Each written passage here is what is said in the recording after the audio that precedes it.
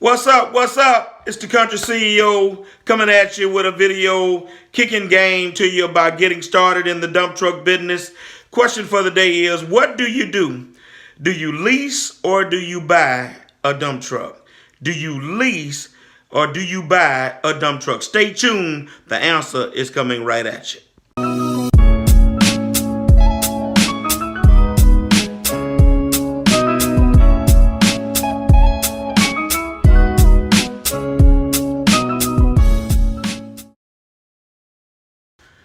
What's up? What's up? Here we are. What do you do? Do you lease or do you buy a dump truck? Getting started in the dump truck business. Do you lease or do you buy? I want to give you the game concerning those things about getting started in the dump truck business so you can make an adequate, good decision that suits you and your situation. Everybody's situation is different.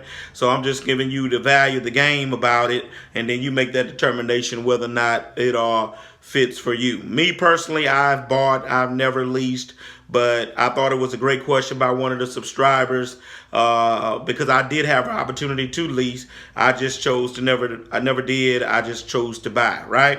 All right, so what is a lease? When you lease a dump truck, basically, and this is going to be conditioned to my state, right? But I think to some extent, all of them are going to be kind of similar, right? But lease in our state here in Louisiana, if you're going to lease a dump truck, basically you're moving debt to the back end of the contract instead of putting a down payment at the beginning, right? Right? You're basically on 100% of the cost of the vehicle. You're basically getting in it for nothing, financing the 80, but the 20 is going to be due. The 20% is going to be due on the back end of that contract, right? Now, a word of caution about that is that 20%, that whatever it is going to be due on the back end of that contract of a lease is going to be a balloon note.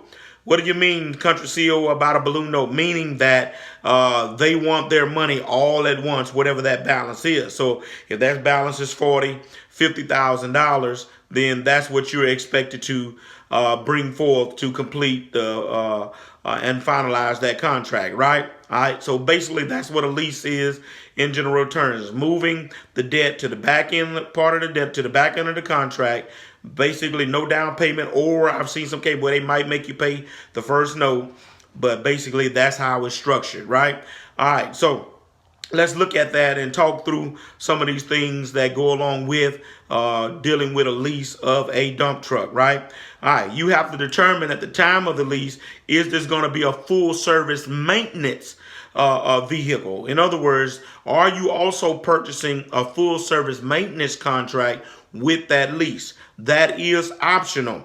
What does that mean? If you purchase a full-size maintenance contract, all right, and you need to check into the cost of that, because if you get that with that lease, it's going to cost substantially more. I'm here to tell you. Check what that is when you get ready to purchase, right? All right, so full service maintenance contract, which means they are going to provide all of the maintenance on the vehicle. You don't have to even do all changes, right? You'll take it in at certain intervals and they will do the maintenance on that contract. But again, it costs you at the beginning to have that kind of a maintenance program in place for that vehicle, right? It's expensive. Or you can get the regular maintenance, which basically is that you do the maintenance on the vehicle during the time of the lease. All right.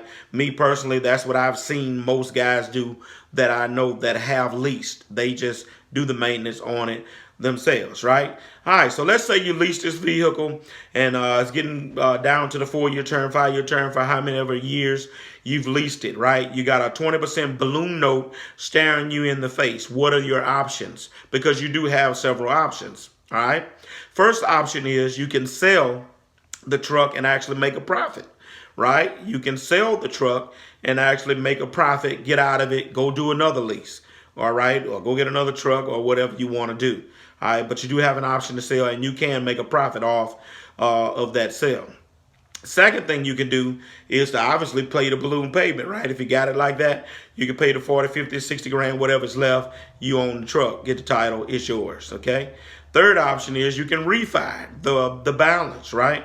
That balance, 50, 60, 70 grand, whatever it is, you can refi that balance and keep the vehicle and just keep going. All right. So those are some options when you're faced with that balloon contract on the end, right? The balloon amount on the end of that contract. Okay. All right. Also, some things to be noted about a lease. I found out today, because I wanted to make sure I was giving you good information and good game. There's no mileage. I remember a time back in the days, it used to be that they would check the mileage on the vehicle. You couldn't go over certain mileage. But now, from what I understand and what I gather, there's no mileage limit associated with it, right? You know how some vehicles you can lease, just a regular passenger vehicle, it would have mileage limit, and then if you're over the mileage, they penalize you certain cents per mile. But that is not the case with the dump truck. All right. Something else to be noted in a lease is that the sales tax, you don't pay that up front, but the sales tax is incorporated in the note every month, right? The sales tax is incorporated in the note every month. All right. Here's the kicker. If you turn the truck in or determine that you're going to get out of the lease before the contract is up, you then owe the state a lump sum of whatever the balance of that sales tax is. All right, let me say that again. If you get out of the lease before the contract term is up, you therefore then owe that state the sales tax in a lump sum of whatever the balance is that you owe. Because keep in mind, you're paying it monthly. So therefore, if you end the contract before the term is up, you owe them the balance of whatever it is on that sales tax, right? All right. And so the final thing I want to give you about leasing has to do with, you do get the tax benefits of it. It relates to the note, relates to the tax, relates to the maintenance, all that. So that's a good benefit. You do get a chance to write that stuff off.